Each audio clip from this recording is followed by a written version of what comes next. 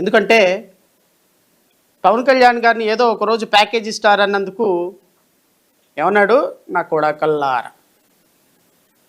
నాకు తెలిసి బహుశా మాట్లాడని మూతే లేదు ఆయన మాట్లాడిన దాంట్లో. తొక్కుతా నా కొడకల్లారా, గొంతు కింద తొక్కేస్తా నా కొడకల్లారా, ఎవడరా ప్యాకేజీ తీసుకుంది నా కొడకల్లారా అని అమ్మ నా బూతులు ఒక పార్టీ అధినేత తిట్టడం బహుశా దేశ చరిత్రలో మొట్టమొదటిసారేమో, నాకు తెలియదు. The first in the history of state and the country also. మిమ్మల్ని ఏమనాలి సార్ నేను? మీ దగ్గర ఉన్న ఆధారం ఏంటి?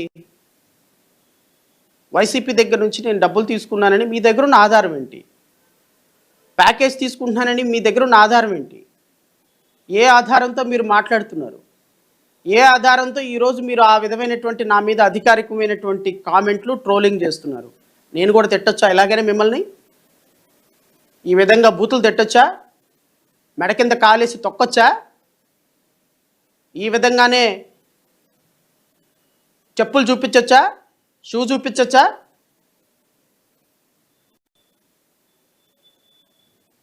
ఏం సార్ శివశంకర్ గారు, విజయ్ కుమార్ గారు, ఆయన చెప్పు చూపించాడు, నేను షూ చూపించొచ్చా? చూపించొచ్చా? జనసేన పార్టీ వాళ్ళని దీంతో తన్నొచ్చా? తంతానని అనొచ్చా?